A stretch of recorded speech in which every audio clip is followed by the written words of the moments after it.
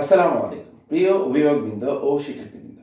তোমরা আমার সামনে এখন যে পাঠটি দেখতে পাচ্ছ এটি হচ্ছে class 5 English for today unit 8 A field trip to remember. আমরা যদি আবারও চলে আসি, আমাদের আজকের আলোচ্য পাঠটি হচ্ছে ক্লাস 5 অর্থাৎ পঞ্চম শ্রেণী ইংলিশ ফর টুডে ইউনিট 8 হচ্ছে কত অধ্যায় 8, আর আমার অধ্যায়ের নাম হচ্ছে এ ফিল্ড ট্রিপ টু রিমেম্বার। আমি আবারও বলছি, আমার অধ্যায়ের নাম হচ্ছে এ ফিল্ড ট্রিপ টু রিমেম্বার, অর্থাৎ একটা মাঠ পর্যায়ের ভ্রমণ যেটা স্মরণ রাখার মতো। পেজ নাম্বার হচ্ছে 42। আমরা এখানে 3.1 এ রয়েছে ল্যাঙ্গুয়েজ ফোকাস। এখানে বলা হচ্ছে টেলিং টাইম। আমরা এখানে 3.1 এ রয়েছে ল্যাঙ্গুয়েজ ফোকাস। এখানে বলা হয়েছে টেলিং টাইম। টেলিং টাইম হচ্ছে কি সময় বলা। তাহলে আমরা চলে আসি, এখানে রয়েছে look at the lines taken from the text. Look অর্থ তাকাও, অ্যাট দ্য লাইনস, লাইনস অর্থ কি এই যে বাক্যগুলো আছে বা সেন্টেন্সগুলো আছে, টেকেন ফ্রম দ্য টেক্সট, যেটা কি করা হয়েছে একটা অনুচ্ছেদ থেকে নেওয়া হয়েছে। এখানে বলা হয়েছে they started from their school by bus at 9 AM. This time talks about the morning time. এখানে বলা হয়েছে দে স্টার্টেড, তারা শুরু করলো, ফ্রম দেয়ার স্কুল, তাদের স্কুল থেকে, বাই বাস, কিসে করে, বাসে করে, অ্যাট 9 AM। আমরা এখানে সময়টা রয়েছে কি 9 AM। আচ্ছা, this time talks about the morning time, এই সময়টা বলতে বোঝায় দ্য মর্নিং টাইম অর্থাৎ সকাল। এখানে বলা যে অ্যাট 9 AM, 9 AM হচ্ছে কি সকাল 9টা। এরপর রয়েছে they return to school at 1:30 PM, which means that they return during midday. এখানে বলা হয়েছে দে রিটার্ন টু স্কুল, তারা ফিরে আসলো বিদ্যালয় থেকে, অ্যাট 1:30 PM, 1:30-এ, 1:30 PM, হুইচ মিনস যেটা দ্বারা বোঝায় that they return during midday, তারা ফিরে এসেছে দুপুরবেলা, মিড ডে অর্থ মধ্যাহ্ন। আমরা যদি আবার চলে আসি, আমরা এখানে রয়েছে look at the lines taken from the text. আমরা এখানে দুটি বাক্য রয়েছে। প্রথম বাক্যটি হচ্ছে they started from their school by bus at 9 AM। এখানে বলা হচ্ছে 9 AM, 9 AM দ্বারা বোঝানো হচ্ছে morning time. They return to school at 1:30 PM, এখানে 1:30 PM দ্বারা বোঝানো হচ্ছে এখানে হচ্ছে মিড ডে টাইম। এরপরে আমরা চলে আসি, এখানে রয়েছে দুটি ছবি এবং দুটি ছবি আমার এখানে সময় সম্পর্কে বলা হয়েছে। এখানে প্রথমে রয়েছে it's midnight, it's 2 o'clock, he is sleeping. এখানে বলা হয়েছে ইটস মিডনাইট, মিডনাইট অর্থ মধ্যরাত, ইটস 2 o'clock, এখন 2টা বাজে, হি ইজ স্লিপিং, সে ঘুমাচ্ছে। আমার এরপরে 2 নম্বর ছবিটি রয়েছে it's midday, it's 1 o'clock, they are at school. এখানে বলা ইটস মিডডে, এটা হচ্ছে মধ্যাহ্ন, দিনের মধ্যভাগ। ইটস 1 o'clock, এটা হচ্ছে 1টা, দে আর অ্যাট স্কুল, তারা কোথায়, বিদ্যালয়ে। তাহলে আমার এখানে যে দুটি ছবি রয়েছে এবং এখানে সময় সম্পর্কে, একটা হচ্ছে মিডনাইট অর্থ মধ্যরাত, আর একটা হচ্ছে মিড ডে অর্থ কি দিনের মধ্যভাগ। এই দুটি সময় সম্পর্কে আমার কিভাবে বোঝানো হয়েছে। এরপরে যদি আমরা চলে আসি, এখানে বলা হয়েছে 12 o'clock midnight to 11:59 midday are AM times. আমার এখানে AM সম্পর্কে বলা হয়েছে।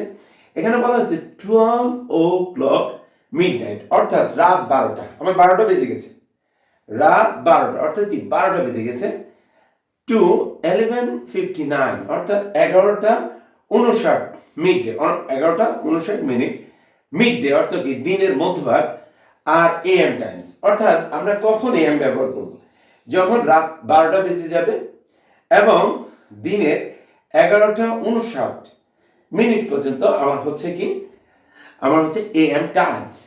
এরপরে বলা হয়েছে 12 o'clock মিডডে, আমার 12টা বেজে গেছে, দুপুর 12টা, মিডডে দিনের মধ্যভাগের 12টা, টু 11:59 মিডনাইট আর PM টাইমস অর্থাৎ রাতের মিডনাইট মধ্যরাতের 11:59 পর্যন্ত আমার হচ্ছে PM টাইমস।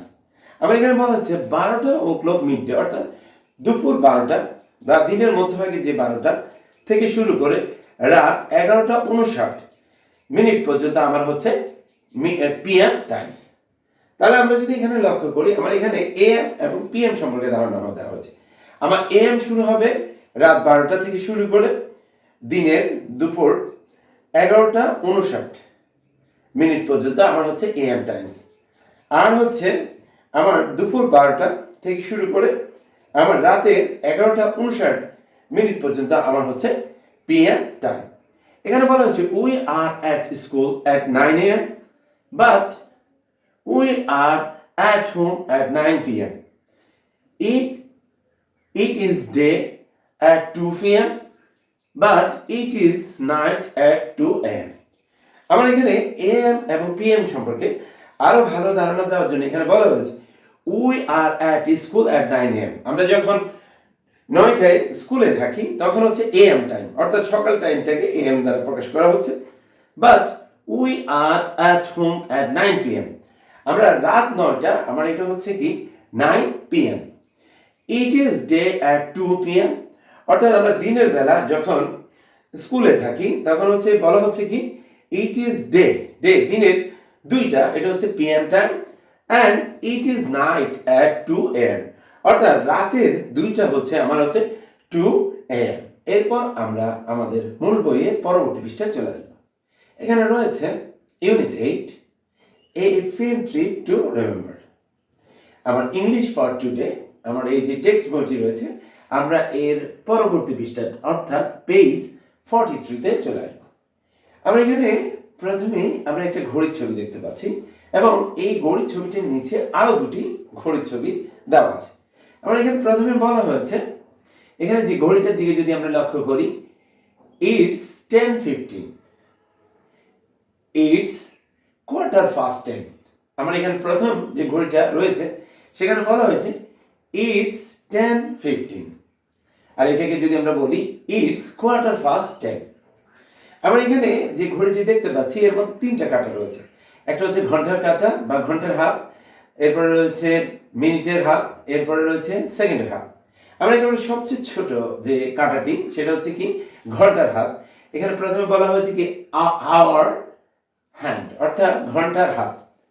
এরপরে আমাদের যে কাঁটা বা হাতটি রয়েছে এটা হচ্ছে মিনিট হ্যান্ড, অর্থাৎ মিনিট হাত। এরপরে এর থেকে সবচেয়ে বড় যে ঘড়ির কাঁটাটি রয়েছে সেটা হচ্ছে সেকেন্ড হ্যান্ড, অর্থাৎ সেকেন্ডের কাঁটা।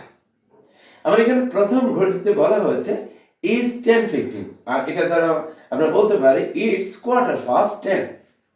এরপরে আমার এখানে দুটো ঘড়ি রয়েছে। আমরা যদি প্রথম ঘড়িটিতে চলে আসি, এখানে বলা হয়েছে ইটস 10:30, আর এটাকে বলতে পারি ইটস 10:30. আর আমার যে দ্বিতীয় ঘড়িটা রয়েছে এটাতে বলা হয়েছে ইটস 10:45, এটাকে আমরা বলতে পারি it's 11:45.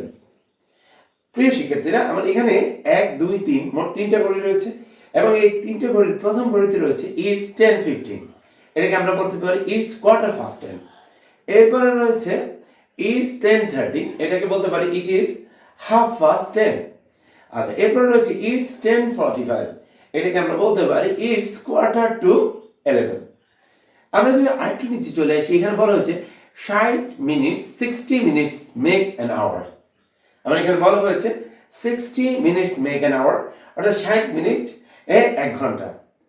30 minutes make half an hour, অর্থাৎ 30 মিনিটে আমার হচ্ছে আধা ঘন্টা। এরপরে বলা হচ্ছে and 15 minutes make a quarter of a hour. আবার এখানে বলা হচ্ছে 15 মিনিটস মেক, অর্থাৎ 15 মিনিটে হয় a quarter of an hour, মানে 1 ঘন্টার 4 ভাগের 1 ভাগ। তাহলে আমার এখানে রয়েছে 60 মিনিটে হচ্ছে 1 ঘন্টা, 30 মিনিটে হচ্ছে আধা ঘন্টা, 1 ঘন্টার অর্ধেক, এন্ড 15 মিনিটে হচ্ছে 1 ঘন্টার 4 ভাগের 1 ভাগ। এখানে রয়েছে 60 মিনিটস মেক অ্যান আওয়ার, 60 মিনিটে 1 ঘন্টা, 30 minutes make half an hour, 30 মিনিটে হচ্ছে আধা ঘন্টা, 15 minutes make a quarter of an hour, এবং 15 মিনিটে হচ্ছে 1 ঘন্টার 4 ভাগের 1 ভাগ। আমার এখানে এক্সাম্পল রয়েছে 12:30, এখানে বলা হয়েছে 10:30, এটাকে আমরা বলতে পারি হচ্ছে 10:30. এখানে রয়েছে 10:15, এটাকে আমরা বলতে পারি 10:15. এরপরে রয়েছে 10:45, এটাকে বলতে পারি 10:45. 11। আমার এখানে যে এক্সাম্পলগুলো রয়েছে আমরা যদি এখানে চলে আসি, এখানে আছে 10:30, এটাকে বলবো আমরা 10:30, অর্থাৎ 10:30। এরপরে রয়েছে 10:15, এটাকে আমরা বলি 10:15, অর্থাৎ 10:15। এরপরে রয়েছে 10:45, এটাকে আমরা বলতে পারি 11:45, অর্থাৎ 11:15 বাকি। আমার এখানে একটি ঘড়ি রয়েছে এবং ঘড়িতে আমার এখানে যে সময় নির্দেশক যে কথাগুলো রয়েছে সেগুলো উল্লেখ করা হয়েছে। প্রথমে আমরা পেলাম কি ও ক্লক, এরপরে রয়েছে 5 fast, 10 fast, quarter fast, 20 fast, 12 fast, 25 fast, এরপরে রয়েছে হাফ ফাস্ট। আমরা যদি আবারও চলে আসি, এখানে রয়েছে প্রথমে ও ক্লক, এরপরে রয়েছে 5 ফাস্ট, অর্থাৎ 5 মিনিট 5 অতিক্রম হয়েছে, 10 ফাস্ট, অর্থাৎ 10 মিনিট বা 10 অতিবাহিত হয়েছে। এরপরে হচ্ছে কোয়ার্টার ফাস্ট, অর্থাৎ কি 15 মিনিট, কোয়ার্টার ফাস্ট 15 মিনিট অতিবাহিত হয়েছে বোঝাচ্ছে। এরপরে রয়েছে 20 ফাস্ট, অর্থাৎ 20 অতিবাহিত হয়েছে, 25 ফাস্ট, অর্থাৎ কি 25 অতিবাহিত হয়েছে, এবং হাফ ফাস্ট, অর্থাৎ কি অর্ধেক অতিবাহিত হয়েছে। এরপরে আমরা যদি চলে আসি, এখানে রয়েছে 25 টু, এরপরে রয়েছে 25 টু 22, কোয়ার্টার টু, 10 টু, আচ্ছা 5 টু। আমার এখানে বলা হয়েছে 25 টু, অর্থাৎ 25 বাকি রয়েছে, 22 অর্থাৎ কি 20 অবশিষ্ট রয়েছে, কোয়ার্টার টু হচ্ছে কি 15 অবশিষ্ট রয়েছে, 10 টু অর্থাৎ কি 10 অবশিষ্ট রয়েছে, 5 টু অর্থাৎ কি 5 অবশিষ্ট রয়েছে। আমার এখানে আমি এদিক থেকে যদি ডান দিকে যাই, ও ক্লক থেকে যদি ডান দিকে যাই, তাহলে আমি বলতে পারি 5 অতিবাহিত হয়েছে, বা 5 মিনিট অতিবাহিত হয়েছে, 10 মিনিট অতিবাহিত হয়েছে, 15 মিনিট অতিবাহিত হয়েছে, 20 মিনিট অতিবাহিত হয়েছে, 25 মিনিট অতিবাহিত হয়েছে, 30 মিনিট অতিবাহিত হয়েছে। আর এরপরে 30-এর পর থেকে যখন আমি বলবো, তখন আমার রয়েছে 25 টু, অর্থাৎ কি 25 বাকি রয়েছে। আমার এখানে ও ক্লক থেকে এখানে রয়েছে 22, অর্থাৎ 20 অবশিষ্ট বা বাকি রয়েছে। এরপর কোয়ার্টার টু, অর্থাৎ 15 অবশিষ্ট রয়েছে, 10 টু অর্থাৎ 10 অবশিষ্ট রয়েছে, 5 টু হচ্ছে কি 5 অবশিষ্ট রয়েছে, আর হচ্ছে ও ক্লক। আমরা যদি একটু লক্ষ্য করি, আমার এখানে রয়েছে এক্সাম্পলে 10:30, অর্থাৎ 10:30, 10:30 10:30, অর্থাৎ কি 10 অতিবাহিত রয়েছে। 10:15, অর্থাৎ কি কোয়ার্টার ফাস্ট 10, অর্থাৎ কি 10:15 বা 10টার পরে 15 মিনিট অতিবাহিত হয়েছে। এরপরে রয়েছে 10:45, কোয়ার্টার টু 11, অর্থাৎ 11টা বাজার এখনো 15 মিনিট বাকি রয়েছে। তাহলে আমরা আমার এখানে যে ঘড়িগুলো আছে সেই ঘড়িগুলো থেকে আমরা আমাদের যে সময় নির্দেশক যে কথাগুলো আছে সেগুলো জানলাম।